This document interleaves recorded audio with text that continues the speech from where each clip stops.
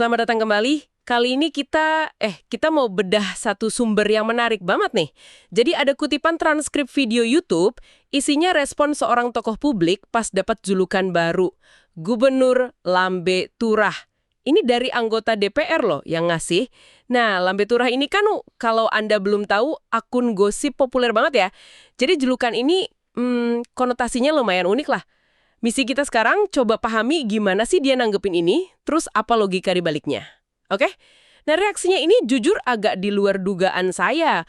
Bukannya marah atau gimana gitu, dia malah kelihatan santai dan punya penjelasan sendiri. Katanya sih udah sering dapat gelar macam-macam. Pernah juga disebut gubernur konten katanya. Terus soal julukan Gubernur Lambe Turah ini, dia nyeletuk pakai Sunda ya. Keun bae aing mah disebut Gubernur Lambe Turah ge. Artinya ya, kira-kira biarin aja saya disebut Gubernur Lambe Turah juga, gitu. Dia kayak nggak ambil pusing sama sekali. Malah nambahin, banyak orang justru pengen masuk ke Lambe Turah, katanya sambil bercanda gitu. Gimana nih menurut Anda, respons awalnya? Iya, responsnya santai ya. Dan ini kayaknya jadi pintu masuk buat dia ke argumen yang lebih gede. Yang menarik itu gimana dia langsung nyambungin soal aktivitasnya di media sosial. Dia kan aktif banget tuh di YouTube, Instagram, TikTok, ke isu efisiensi anggaran. Dia klaim dengan ngurusin medsos sendiri, dia bisa hemat biaya gede, yang biasanya mungkin buat bayar influencer atau konsultan. Angkanya juga disebut loh, potensi hematnya itu bisa miliaran bahkan. Dia nyebut puluhan miliar rupiah. Ini kan narasi yang kuat ya. Jadi dia coba framing aktivitas digitalnya itu bukan sekedar pencitraan, tapi langkah hemat uang rakyat gitu. Wah, menarik banget ya cara dia ngebawanya. Dia malah negesin lagi soal kemandiriannya itu. Ada kalimatnya gini, aing mah teu kudu ngulikeun, teu kudu make konsultan, ku sorangan we. Yang ya kurang lebih artinya saya nggak perlu analisa dalam-dalam atau pakai konsultan, kerjain sendiri aja cukup. Jelas banget dia bilang kalau anggaran yang mungkin tadinya buat influencer sama konsultan itu dialihkan ke pos lain. Betul. Nah, pengalihan dana ini yang jadi klaim berikutnya, ini penting nih. Dia bilang, dana yang dihemat dari pos influencer sama konsultan itu dipakai langsung buat program nyata, yang langsung nyentuh masyarakat. Contohnya juga spesifik disebutin.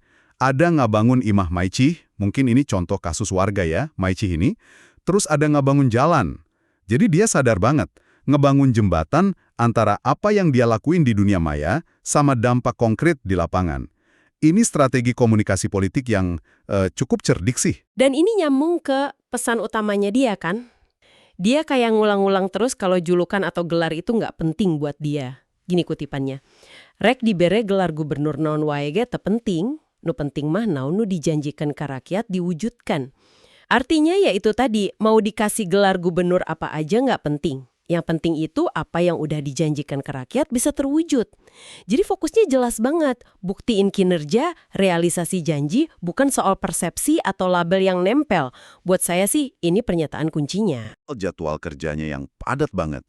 Berangkat pagi, pulangnya malam, mangkat jam tidak jelas, balik jam 12 katanya. Mungkin itu buat nambahin konteks ya, soal pengorbanan atau dedikasi dia di balik semua ini, termasuk ngurus medsos sendiri itu.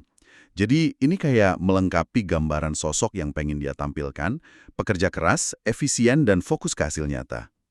Gitu. Oke, jadi apa nih intisari yang bisa kita atau Anda di rumah petik dari sini? Kita lihat ada tanggapan yang unik ya terhadap kritik. Biasanya kan orang mungkin defensif gitu. Tapi ini malah kritik dijadiin pijakan buat jelasin strategi efisiensi anggaran lewat medsos mandiri. Dan yang paling penting, dia nekanin banget soal hasil kerja nyata sebagai ukuran utama. Bukan citra atau julukan. Tepat sekali.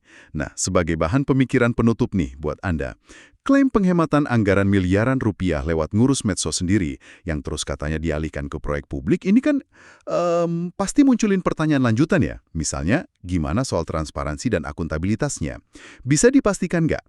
Terus klaim efisiensinya itu bisa diverifikasi nggak sih? Gimana caranya? Ini jadi aspek penting gitu ya buat direnungkan pas kita menilai model komunikasi dan pengelolaan anggaran kayak gini, apalagi dalam konteks pejabat publik.